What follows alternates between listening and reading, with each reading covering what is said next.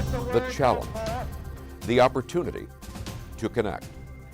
The 1960s, a time of imagination and change, a time of anger and fear. The 1960s, a program called Challenge. Good evening, ladies and gentlemen. Looked at our connections, our divisions, through the lens of faith.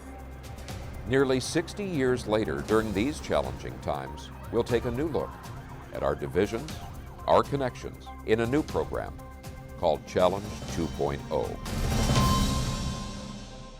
The COVID virus has produced not a single symptom, but many. Not a single outcome, but as we know all too well, a range from minor infections to serious illness to death. We're delighted for this program to have the perspectives and the wisdom of the three members of the Daughters of Abraham. Thank you each for joining us. If I can introduce each of them in turn. Anila Afzali, who's the Executive Director of the American Muslim Empowerment Network, which is located at the Muslim Association of Puget Sound in Redmond. Anila, thank you so much for joining us. Thank you for having us. We have Reverend Dr. Kelle Brown, pastor at Plymouth Church in Seattle. Kelle, thank you very much for joining us today as well. It's my pleasure. And Rabbi Johanna Kinberg from Congregation Kolami, which I believe is now in Kirkland, and also a member of the Daughters of Abraham. Johanna, thank you so much for joining us. Thank you. Glad to be here. We've just been through Easter and Passover as we record this, and we are in the midst of Ramadan. How has the lockdown experienced or affected the experience of your spiritual communities?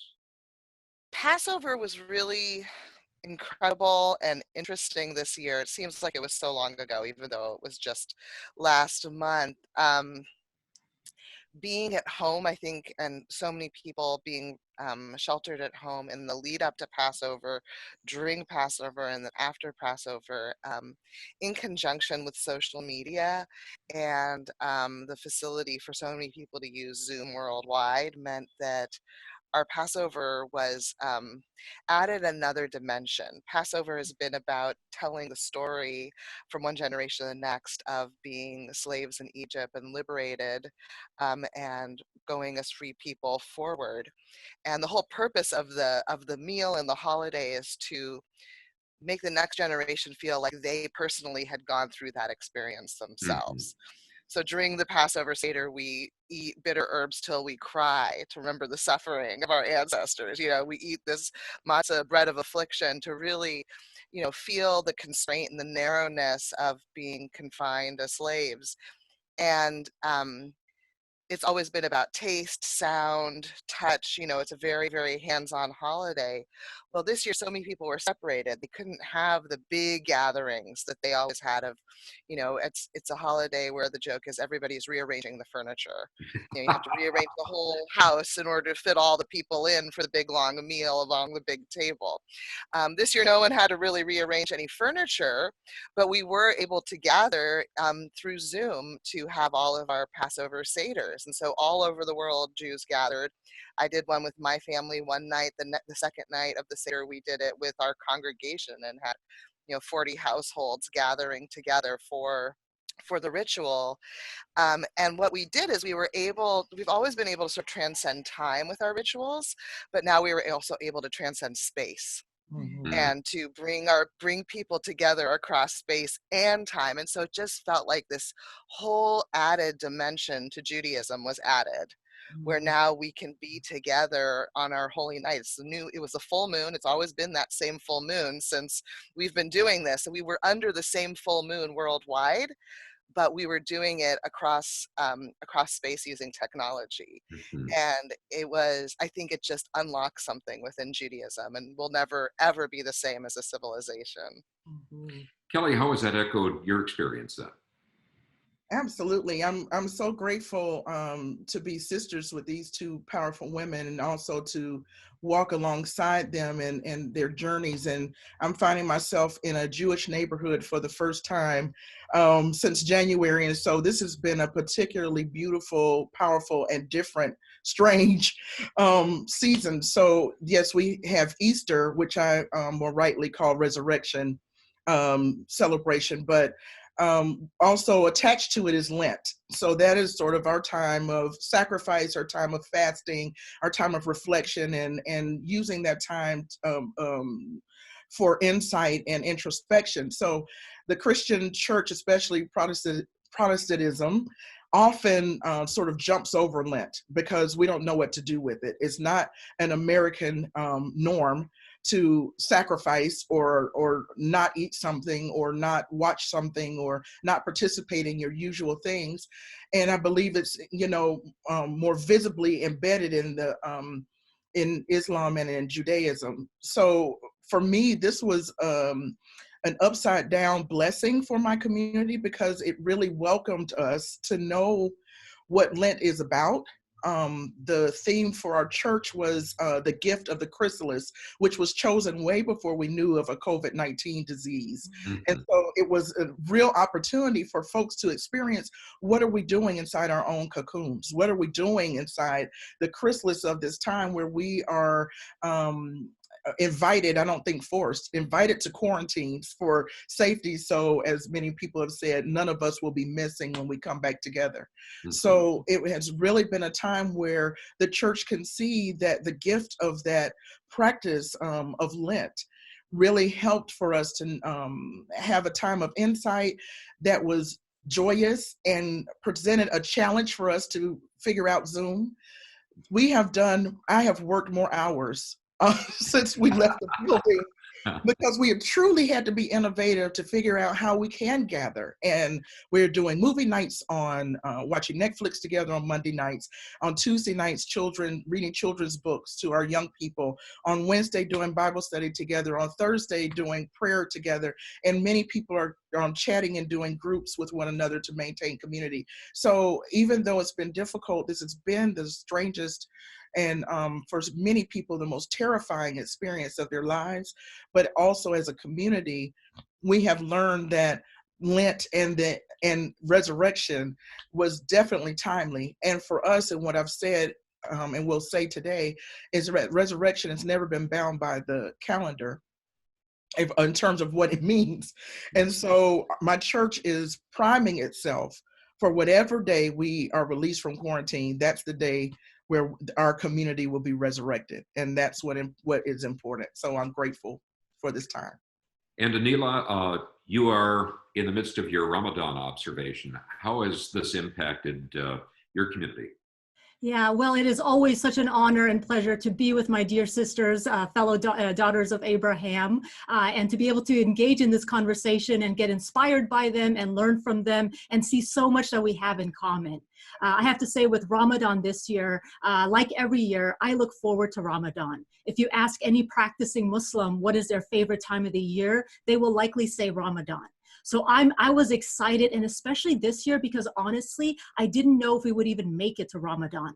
So I was like a little kid at Christmas, like I was like waiting for Ramadan, also knowing that I needed Ramadan.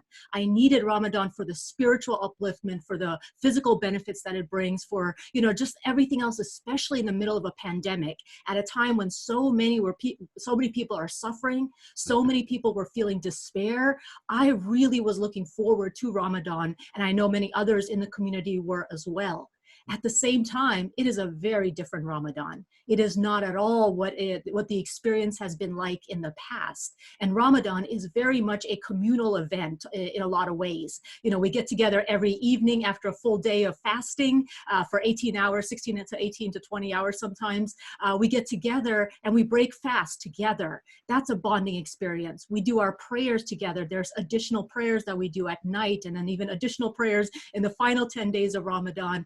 It's a sort of round-the-clock communal event, and we benefit so much. And I know every single year when we're in the mosque, standing shoulder to shoulder with each other, performing the prayer in harmony together and listening to these beautiful, moving recitations that literally make you cry, and to have that therapeutic experience of crying together in community, and just that whole thing. I remember every year just starting that Ramadan with the Quran recitation from the very beginning. And when I hear those initial words, it always moves my heart. And this year, it was extremely different because we don't have that communal aspect of it. Instead, I watched it through a live stream. I watched the mosque be completely empty with like maybe 5 people in it instead of the over 1,000 who would normally show up. 5 people behind an imam leading the prayer. The whole rest of the mosque was empty, and we got to observe the tarawih, the night prayers, but not be able to participate in it. And that was heartbreaking. So that part of it, the part of not being able to eat a meal together, not being able to share at this time, has really been difficult. But like my sisters, we've been finding ways to use technology and use online platforms, virtual platforms, to do whatever aspects of our practice we can do online. Whether it's our weekly congregational services, we do a virtual khutbah, a virtual sermon every week. We have daily advice sessions, spiritual advice, spiritual boosts. We have a daily iftar, a drive-through pickup for those who are in need of food or want a meal. They can pick up from our parking lot, no contact other than the sort of pickup, drive-through and pickup. We're doing another part that's really important about Ramadan, which is we're supposed to starve ourselves to feed our soul, but we're also supposed to feed others, especially those who are less fortunate than us. So this is a time of building compassion, of increasing ourselves in gratitude, and being able to help and serve those in need. And this pandemic really exposes a lot of the inequities, a lot of the injustices that are inherent in our system, and it increases the opportunities for us to be able to live out the values of service, the values of helping those in need in a far greater way than in prior years. And I will also add that even though we're trying to accommodate and do whatever we can sort of through virtual gatherings or online, and even though it's not necessarily the same, there is a benefit of having Ramadan this way. And that is that isolation, that time alone, allows us to connect more directly to our Creator, which is the core essence of Ramadan. It's supposed to be about building and improving our relationship with God. So doing that without all of the usual distractions that we have, without sort of all the overeating that we often do because we go to these wonderful iftar gatherings and people have delicious food, we can really focus on what's most important and really sort of develop ourselves and be able to come out of this much stronger as individuals and then also as a community. Each of you have cited examples of how your faith communities have adapted to the shelter in place, the lockdown. It's called by a variety of different names. But there have been some well-publicized examples of faith leaders defying the restrictions, actually continuing to invite members of their communities, in some cases even providing buses to gather for group services of some sort. If each of you could react, perhaps share your reaction when you first heard of those instances. I can, this week that one of the Jewish newspapers in New York published 50 pages of obituaries of people who had just died in that community. And that was just the men, because they didn't picture the women in that. And those communities were communities that were particularly committed because they define their reality by their religious observance, which includes 3 times a day gathering together for prayer, morning, noon, and evening. And not doing those prayers, including for mourners, it's mandatory to come for a year, and in those communities, those aren't the standards in our community, but in those communities, if you're a mourner, you're supposed to be saying the mourner's prayer 3 times a day with 10 or more men. And when you live in that kind of immersive community, it's very, very difficult to detach oneself from those daily rituals where the practice is so embedded. But we also see, and it's a reflection and an opportunity for all of us to reflect on our faith about, is our faith life affirming? And if the form of the religious practice is leading to death, it's like a form of martyrdom, which we don't allow in Judaism. No one's supposed to martyr themselves for the form of the religion. It's because that's not permitted. And so those communities now experiencing the death are doing a lot of self-reflection in terms of taking a step back to think about, how did we weigh our values in that given moment, and what was the cost for weighing the form of the religion over the function of the religion. But by and large, within Judaism, since we're such an ancient faith as our Islam and Christianity, we've survived many pandemics. And so we do have a lot of direction in our sacred texts from the Talmud and our law codes about how to behave in a pandemic. And it's very, very clear that you're supposed to go to your house and wash your hands, Mm. dating back close to 2,000 years of commentary. Hmm.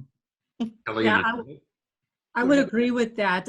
It's similar in Islam and within the Muslim community. I will say for us, just like in Judaism, there are certain required sort of obligations in terms of certain practices, like our weekly congregational service. It is a requirement for the community, but Islam has flexibility for situations of emergency, just like Judaism and Christianity. And specifically with this situation, with the pandemic, we had to face the decision. We had to make the difficult decision of whether or not to continue with our congregational services. And we were actually being in sort of Redmond next to Kirkland, which was the epicenter of this pandemic. And it was early on when the rest of the nation had not necessarily taken any kind of measures yet to do stay at home or anything else. We had to make a decision on whether or not to proceed with our weekly congregational services in person. And MAPS was actually one of the first mosques in our country to decide to cancel services out of the bigger value of saving human lives and thinking about the well-being of the community, both the congregation members and the wider community. And we do have sort of precedent and teachings that we can rely on. Prophet Muhammad, peace be upon him, specifically had said that if you hear of an outbreak of a plague in a land, do not enter it. And if a plague breaks out in a place while you're in it, do not leave that place. So this idea of quarantine exists in our tradition, and there's a lot of other teachings as well. But ultimately, that idea that is in the Quran, that if you save one life, it is like saving all of humanity. And we thought that doing the cost benefit, it made more sense for us to go ahead and close our services, even though it comes at a huge religious cost, because of the safety of the community. And especially because our services are shoulder to shoulder, foot to foot, very intimate gathering. We're very touchy-feely people. So it's hard to keep that social distance and not sort of shake hands or hug or give kisses to people. But I'm also very proud that there's a national Muslim task force on COVID-19 now that has been established, that is made up of the majority of large organizations, Muslim organizations in our country, and they come out with recommendations and advice, and they specifically reinforce the idea of the importance of staying at home or following shelter-in-place orders, and we've specifically had our various councils that issue rulings on certain things come out and specifically say that at times like this, we have to follow the guidance of public health authorities and others. So when I heard about people defying those orders, first off, I was glad they weren't Muslim, but at the same time, or at least I haven't heard of any Muslims defying the orders like that and protesting in that way. But it actually just saddened me, because I'm like, there are people literally risking their lives every single day. The healthcare workers who are out there saving lives, grocery store workers, and so many other essential workers who don't have the option to shelter in place or stay at home. So they're out there risking their lives, and to see people putting them at bigger risk, increasing the risk for all of us, and really sort of ensuring that the stay-at-home requirements last much longer than they might otherwise last. So I was really disappointed and heartbroken to see that kind of response by people protesting at a time when we really should be in this together and worry about the safety and health of entire communities. and Kelly, what was your reaction? Um, I'm trying to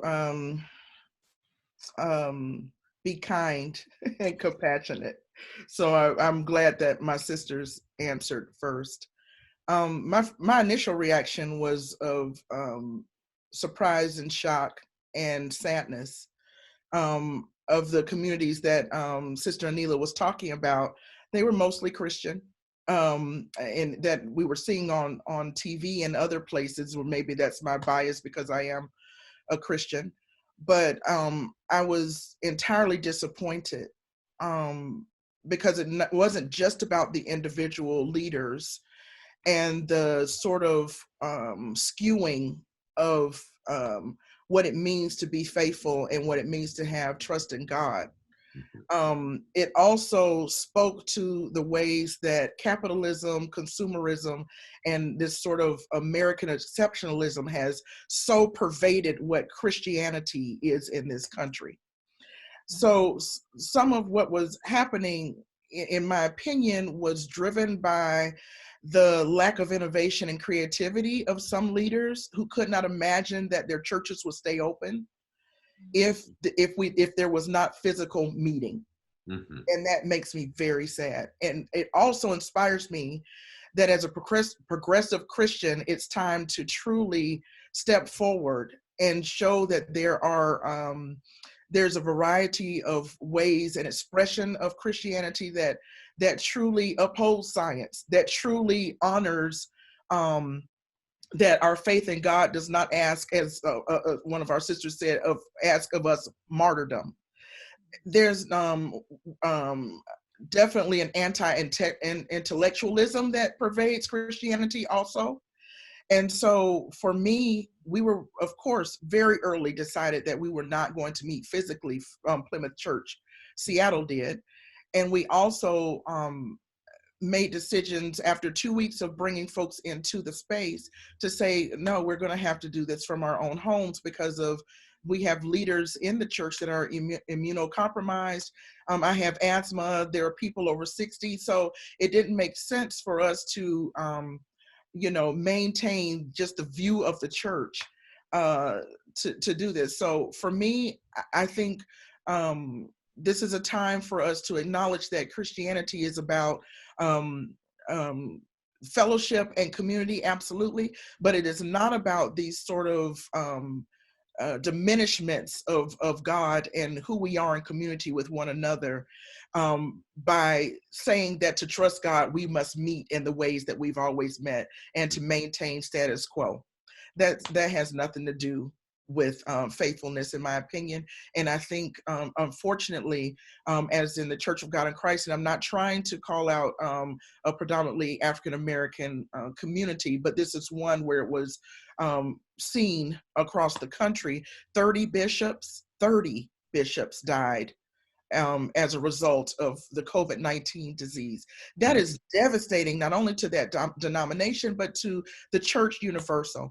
And it, in my opinion, though they didn't have the best information at the time when they met as bishops together, still, it is showing how it is important for us to stay in place and to seek safe measures, even despite the fact that some have tried to link the comorbidities of African American people. Come on, let me say that out loud.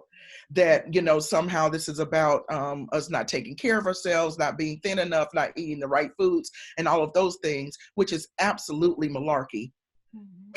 But so let me say that for the record, that Black and brown people somehow are just not healthy altogether. So we're feeding into the deaths that are happening in our communities.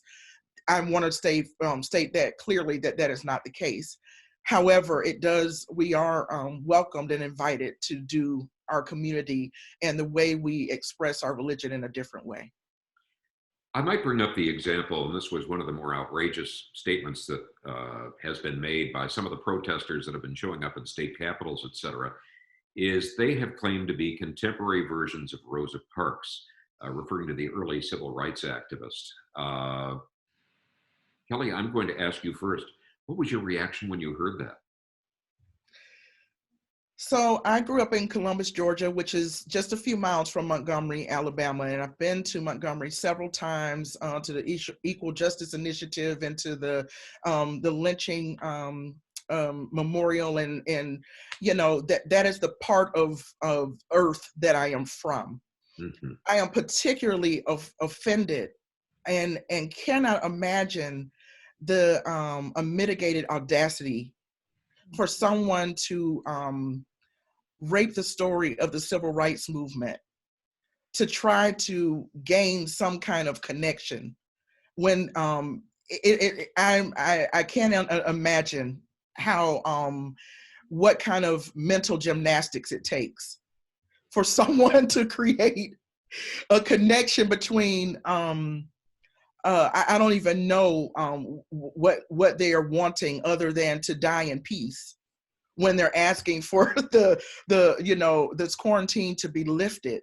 But I can't imagine what kind of work it takes and what kind of calculus they're using to align themselves and connect themselves to someone like Rosa Parks, who was most certainly saying, I will not move for the sake of my people who are oppressed, who are, so part of it is the sheer ignorance of what it is to actually be oppressed, right? They can be asking the daughters here together of Abraham what true oppression is, right? But beyond that ignorance, to sort of turn it so that they can use the same metaphors and symbols that them themselves, and most certainly their ancestors, were probably the ones out seeking to lynch Rosa Parks. So it's completely interesting to me and laughable that they would use such a metaphor. And it's a slap in the face of African Americans, but of all people who have ever been oppressed. So it's amazing to me. And this is why I think parents wash mouths with soap. There is our physical response to lockdown, to the end of the lockdown, but how do we respond to that internally, emotionally, and spiritually? And we are going to explore that in greater depth in our next edition of Challenge 2.0 next week. Anila, Johanna, and Kelle, thank you so much for joining us. We hope all of you out there will join us for next week's version of Challenge 2.0. Thank you. Thank you. Thanks.